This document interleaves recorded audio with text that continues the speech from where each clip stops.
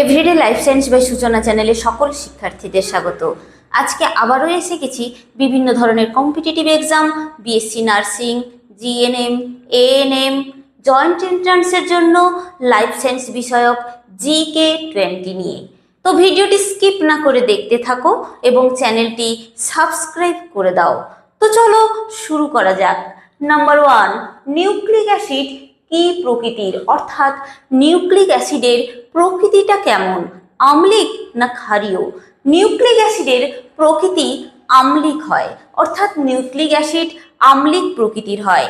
তাহলে নিউক্লিক অ্যাসিডের প্রকৃতিটা কি? আম্লিক।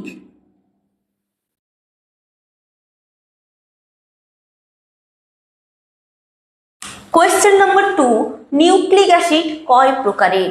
নিউক্লিক অ্যাসিড 2 প্রকারের হয়। কয় প্রকারের হয় নিউক্লিক অ্যাসিড? 2 প্রকারের হয়।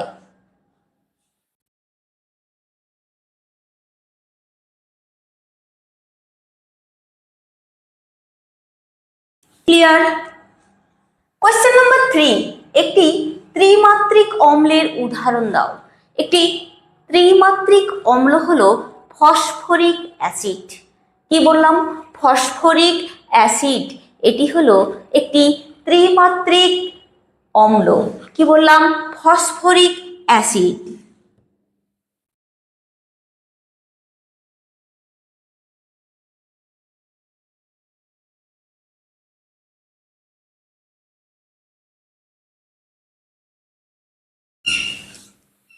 কোয়েশ্চেন নাম্বার 4, নিউক্লিওসাইড কি কি দিয়ে গঠিত?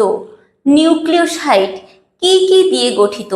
শর্করা এবং নাইট্রোজেন বেস। এই শর্করা এবং নাইট্রোজেন বেস সহযোগে এই নিউক্লিওসাইডটা গঠিত। কি কি দ্বারা গঠিত হয় নিউক্লিওসাইড? শর্করা এবং নাইট্রোজেন বেস।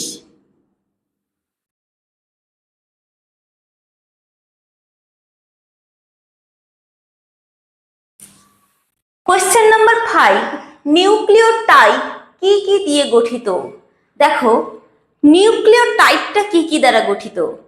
নিউক্লিওসাইড এবং ফসফরিক অ্যাসিড। অর্থাৎ নিউক্লিওসাইড কি কি দ্বারা গঠিত?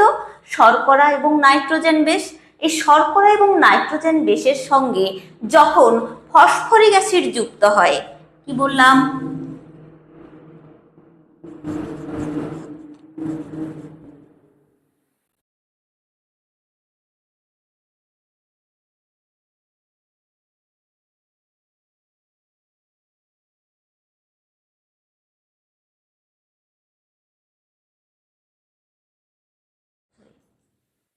এই শর্করা এবং নাইট্রোজেন বেসের সাথে ফসফরিক অ্যাসিড যুক্ত হলেই সেটি হয় নিউক্লিওটাইড। ক্লিয়ার? তাহলে নিউক্লিওটাইড নিউক্লিওসাইড এবং ফসফরিক অ্যাসিড দ্বারা গঠিত। কোয়েশ্চেন নাম্বার 6, চারগফের নীতি কি? এই চারগফের নীতি হচ্ছে পিউরিন এবং পিরিমিডিন বেসের সমতা। কি বললাম? চারগফের নীতি হচ্ছে পিউরিন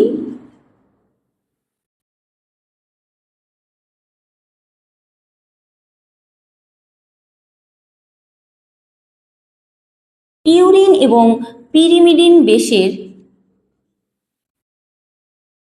সমতা। এটি হচ্ছে চারগফের নীতি। ক্লিয়ার? কোয়েশ্চেন নাম্বার 7, দ্রবণে ডিএনএ কোনোভাবে খণ্ডিত হলে তার সান্দ্রতা বাড়ে না কমে?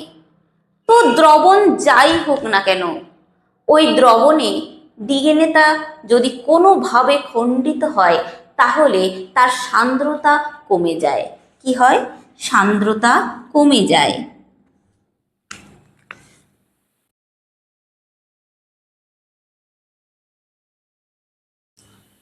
কোয়েশ্চেন নাম্বার 8, ডিন্যাচুরেশন কি? ডিন্যাচুরেশন হলো ডিএনএ তন্তুর পৃথকীকরণ। কি বললাম? ডিন্যাচুরেশন হলো ডিএনএ তন্তুর পৃথকীকরণটা।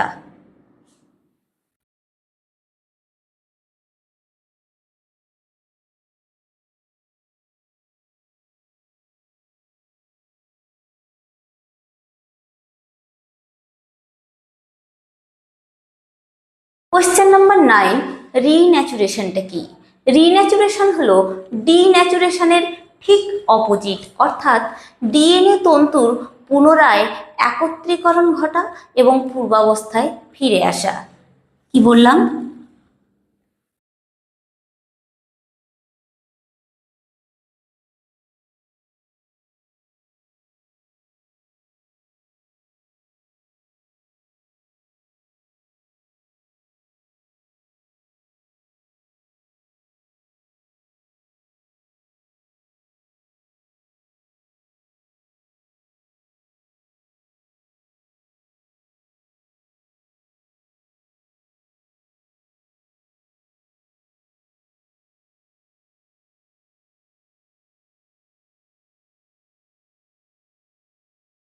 কোয়েশ্চেন নাম্বার 10, হাইপারক্রমিক শিফটে কি ঘটে?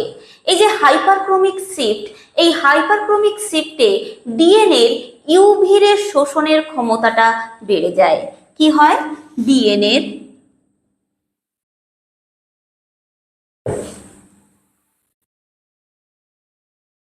এই যে ইউভি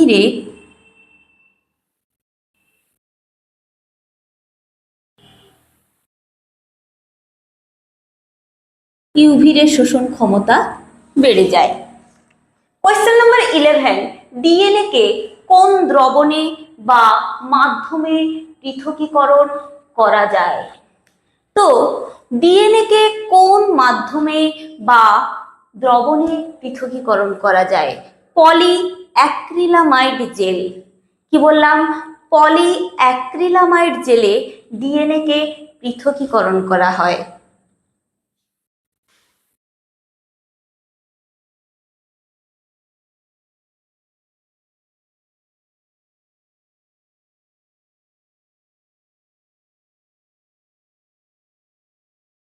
কোয়েশ্চেন নাম্বার 12, ডিএনএ কোন আধান যুক্ত হয়?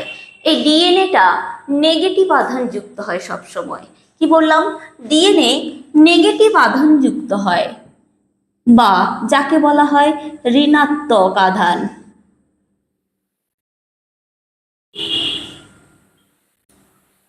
কোয়েশ্চেন নম্বর 13, মানুষের 23 জোড়া ক্রোমোজোমে ডিএনএ এর মোট দৈর্ঘ্য কত? কি বললাম? মানুষের 23 জোড়া ক্রোমোজোমে ডিএনএ এর মোট দৈর্ঘ্য কত? মানুষের এই 23 জোড়া ক্রোমোজোমে ডিএনএ এর মোট দৈর্ঘ্যটা হচ্ছে প্রায় 1.9 মিটার। কি বললাম? প্রায় 1.9 মিটার। কোয়েশ্চেন নাম্বার 14, কোন পদ্ধতিতে ডিএনএ কে রঞ্জিতকরণ করা হয়? কি বলেছি? কোন পদ্ধতি বা প্রসেস, কোন পদ্ধতি বা প্রসেসের মাধ্যমে ডিএনএ কে রঞ্জিতকরণ করা হয়? ডিএনএ কে রঞ্জিতকরণ করা হয় ফয়েল গেন পদ্ধতিতে। কোন পদ্ধতিতে? ফয়েল গেন পদ্ধতিতে।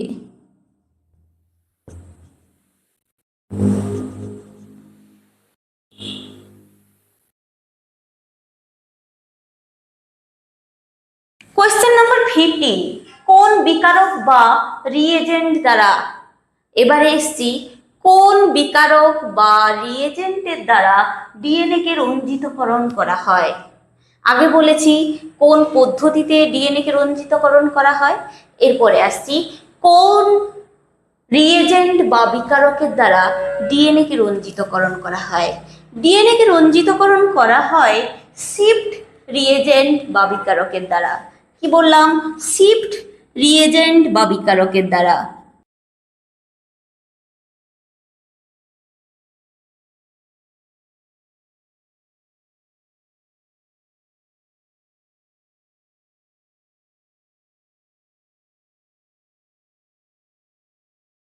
কোয়েশ্চেন নাম্বার 16, ট্রান্সক্রিপশন কি?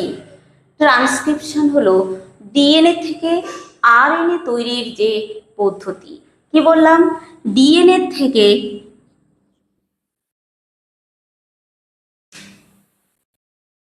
আরএনএ তৈরির পদ্ধতিটাই হচ্ছে ট্রান্সক্রিপশন।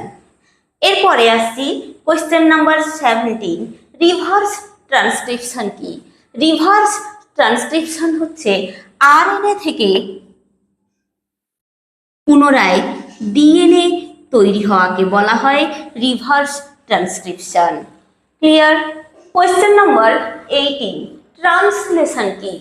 ট্রান্সলেশন হচ্ছে আরএনএ থেকে প্রোটিন সংশ্লেষটাকেই বলা হয় ট্রান্সলেশন। কি বললাম?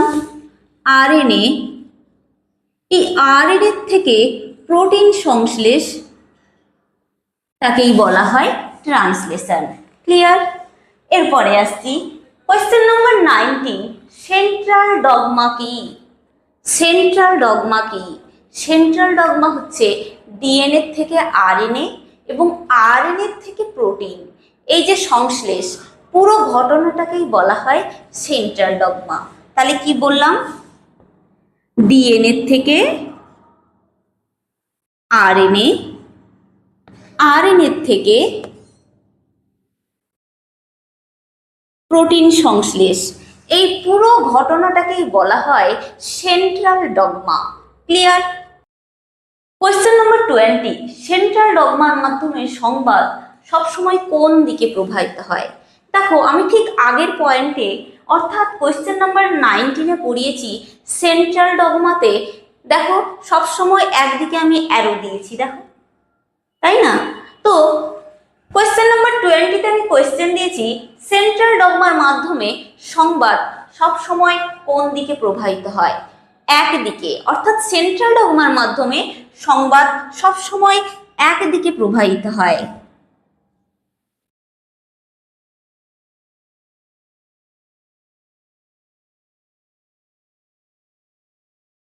ক্লিয়ার?